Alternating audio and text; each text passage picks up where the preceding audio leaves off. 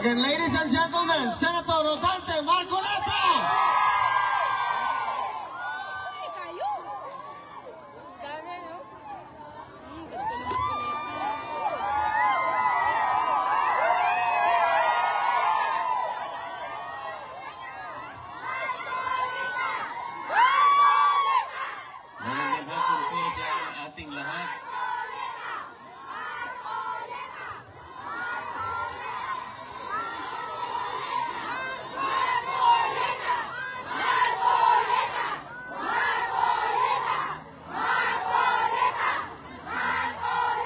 Salamat po sa pagmamahal nyo sa ating dating Pangulo.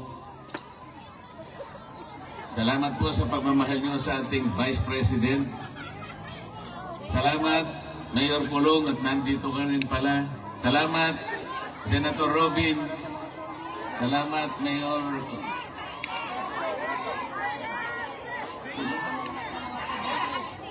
Salamat sa aking kaibigan, Atty. Vic Rodriguez.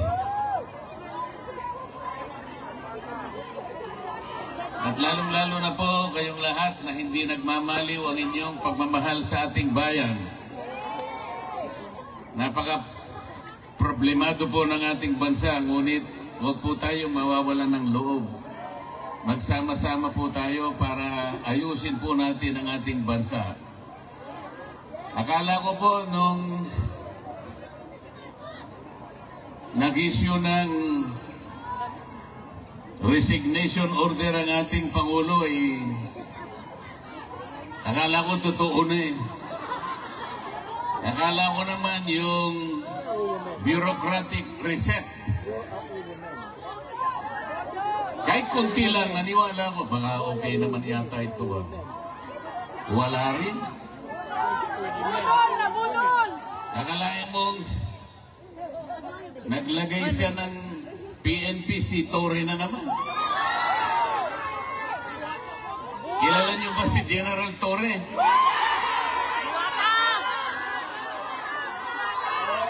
Si General Torre, bakit siya yung nagpanggap na representative ng Interpol? Hindi totoo yun, sapagkat kung totoo na cooperate ang Interpol sa ating bansa, dapat sana ang nakausap niya siguro yung Pangulo ng Pilipinas o kaya yung DILG Secretary. Ngunit wala naman tayong nakita na representative ng Interpol na pumunta sa Maynila. Meron ba kayong nakita?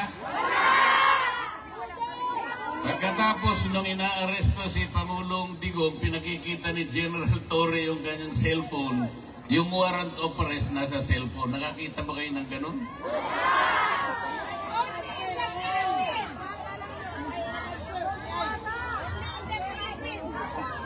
Hindi po ganun ang pagsisilbi ng warrant of arrest. Dapat po yung representative ng Interpol ang pumunta sa Maynila, dala-dala niya yung physical copy ng warrant of arrest. Ganon po yung paraan, hindi po pinakikita sa cellphone. Yun pong counterpart ng Interpol sa Maynila, ito yung PCTC. Ito yung executive director, nandun dapat hindi nagpakita. Ang kanilang ginamit ay General Torre na walang kapangyarihan magsilbi ng warrant of arrest. Wala rin siyang kapangyarihan na bumasa ng Miranda warnings. Bakit siya na naman ang na-appoint na PNP? PNP chief.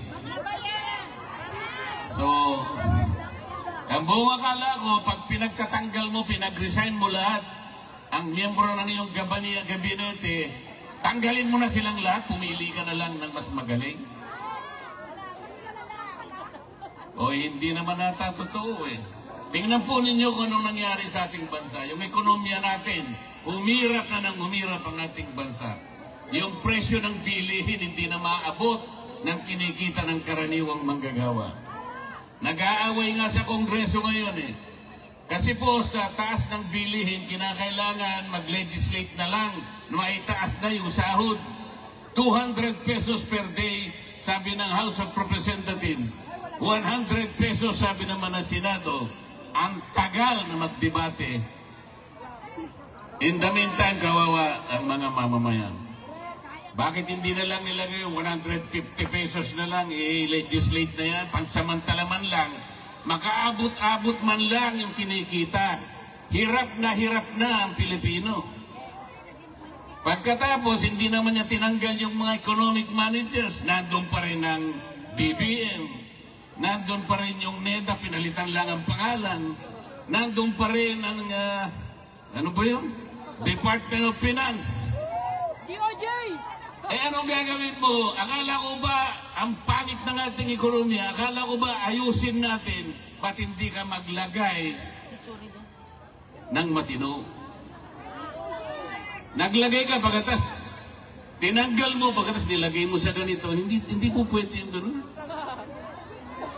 Pero kaya po tayo nandito sapagkat nandito ang taong kinikilala natin ang pinakamabuti, ang pinakamagaling na presidente ng Republika ng Pilipinas. Akalain mong dadalhin dito? May araw na ako. Yun po bang ating justisya sa Pilipinas ay hindi na gumagana? Is our judicial system in the Philippines no longer functioning?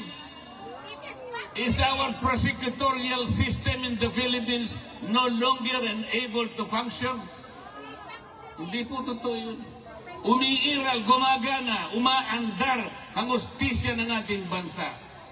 Kung nagkamali ang sinumang Pilipino, kung nagkamali halimbawa ang isang naging Pangulo, o dilitisin natin, edi husgahan natin, pero sa sarili nating patakaran, sa sarili nating batas, hindi sa batas ng ICC. Pagtiyagaan na lang po natin, kahit anong mangyari, mawawalan din ng saysay ang ginawa nila laban kay Pangulong Digong. Lalabas din po ang katwiran, magtatagal lang po ng konti dahil may proseso. Wala ng jurisdiction ng ICC sa ating Pangulong Digong. Maniwala kayo sa akin. Pinatatagal lang nila sapagkat pinupolitika din dito yan. Mahirap lang magsalita kung akala nila tayo ay nagsasalita laban sa ICC. Hindi po. Ang sinasabi lang natin, kahit balik-baliktarin mo ang pangyayari, wala ng jurisdiction po ang ICC.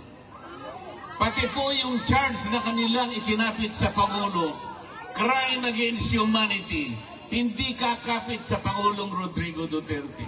Sapagkat yung war on drugs, hindi po klasipikado na crime against humanity. Yung programa na ginawa niya is a legal, it is a regular governmental action to wipe out drug problem in our country. Presidente po siya, siyang nakakaalam ng mabuti para sa kanyang bansa. He should have been judged by the benefit, by the advantages reaped by the Filipino people from his program. He should not have been judged from the number of people who were killed along the war on drugs. May mamamatay at may mamamatay, alam naman nila yun. Sapagkat ang nagsusulong sa droga yung mga kriminal. Lalaban at lalaban yung mga yan. Bakit kailangan mo siyang husgahan sa bilang o sa dami ng matay? Kailangan husgahan mo ang isang programa doon sa nakinabang, milyon-milyong pamilyang nakinabang. Ngayon, bumalik na naman ang droga. Ngayon, bumalik na naman ang krimen. Kayo po ang nakakalam, ang mga kamag-anak nyo sa Maynila ang magsasabi sa inyo, bumalik na naman ang problema ng ating bansa. Kasi po, wala naman silang gustong gawin para ayusin. Salamat po sa inyong lahat. Alam ko po, isa po ako sa inyong ibinoto para maging senador ng ating bansa. Kahit nalayo po ang lugar na ito, alam kong nagpupulong-pulong kayo rito. Marami pong gawain sa Maynila. Ngunit kahit konting sandali, kailangan tagpuin ko kayo rito. Para personal po akong magpasalamat. Lahat po kayong lahat, binoto po ninyo ako. Kung hindi sa inyo, baka natupad yung survey. Akalain nyo naman, sa simula't-simula pa, number 36 ako. Hindi man lang ako umangat. Nung naawa sila sa akin, siguro bandang Pebrero yata yun. Napunta ako sa number 22. Hanggang doon ka na lang, sabi nila. Malapit nang matapos ang Abril, 21 na naman ako. Pagkatapos nagmilagro isang araw, nilagay po nila ako number 12, pero isang araw lang yun. Binaba na naman nila ako sa number 18. Tingnan mo ninyo yung kawalang hiyaan ng mga survey companies na yan. Naniniwala pa ba kayo dyan? Sipi-sipi ninyo. Merong isang media practitioner sa Maynila, babae, hindi ko nababanggitin ang pangalan, baka sumigat pa. Hindi makamove on. Hindi siya makapaniwala bakit daw si Rodante Marcoleta naging number 6. Hindi niya kasi binabasa yung ating mga kababayan katulad ng inyong mga kamag-anak at kayong lahat. Hindi ba niya alam kung gaano ang kinontribute na boto ng lahat ng OFWs? Bakit hindi niya alam yun? Bakit tinitingnan niya? Ako lang ang tinitingnan niya. Paano nangyari yun, sabi niya? Paano nangyari si Marcoleta ay nanalo? Paano nangyari yun? Nakakaawa yung tao na yun. Nakalimutan niya. Nakalimutan po niya, napakaraming nagmamahal pala kay Rodante Marcoleta. Ngayon po, masasabi ko na sa inyo, lintik lang ang walang ganti. Ginawa, ang gusto nila number 36 ako. Sabi ng mga tao, hindi, kailangan maging number 6. So yun po yung nangyari. Yun po ang nangyari. Umanda sila. Ito pong impeachment na kinakasan nila, bahala sila. Bahala sila. Pero kung ako ang masusunod, sabi ko sa kanila,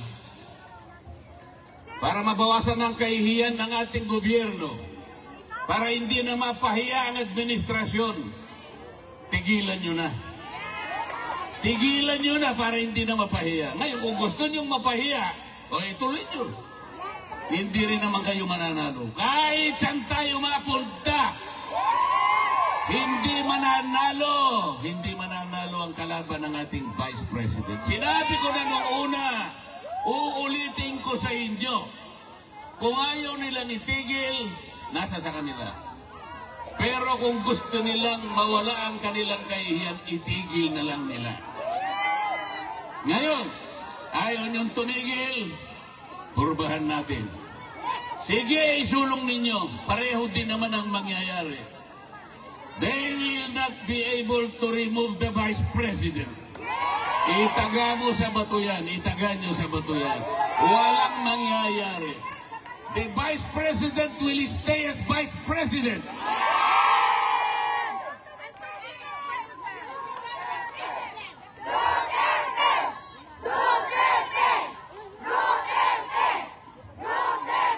Malungkot lang po ako sapagkat bago ako pumunta rito, gumawa po ako ng request sa ICC. Payagan nyo sana ako kahit ilang minuto lang makausap ko ang dating Pangulo ng Republika ng Pilipinas.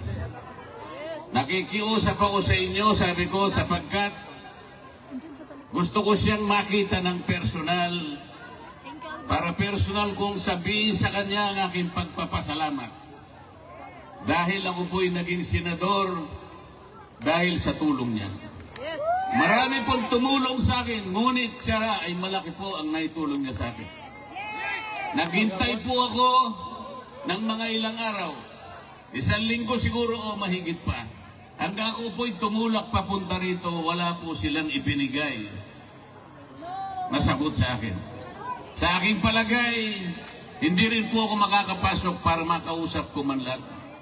Kahit na ba 3 minuto ay hindi nila ako bibigyan? Anong klaseng justisya naman yung ICC na yan?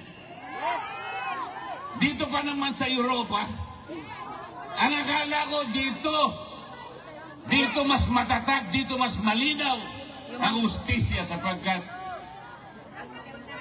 magagaling silang mga tao. Pati ba naman yung 3 minuto o 5 minutong ihingin ko lang, makausap ko man lang, makita ko man lang, mahawakan ko lang ang kamay, makita ko lang kung anong kalagayan niya. Sapagkat malaking bagay naman po para sa isang tao na kagaya niya.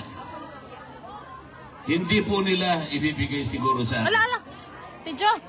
Mamaya po, baka sakali akong pumunta ron, makita ko man lang yung lugar kung saan siya nakapiit. Pero huwag tayong mawawala ng pag-asa. Huwag tayong mawawala ng pag-asa. Sapagkat, hindi pa naman po tapos ang laban.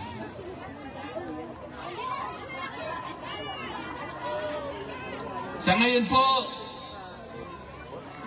maghintay lang po tayo. Maging matiisin lang tayo. Huwag tayong susuko. Huwag nating isusuko ang laban. Nasa panig po tayo ng katwiran. Nasa panig po tayo ng batas. Alam ko po, si Pangulong Duterte malakas ang kanyang loob. Hindi siya papayag. Hindi siya masisira ng loob. Kilala ko yung tao na yun. Makikipaglaban siya para sa inyo. Kahit kanya ng kalagay niya, nakapiit siya, pero kayo ang inaalala niya. Kaya, huwag po kayong mawawalan ng loob, huwag kayong mawawalan ng pag-asa. Tatapusin po natin ang laban. Maiuwi po natin ang Pangulong Digong. Let's bring him home. Salamat po sa inyo lahat.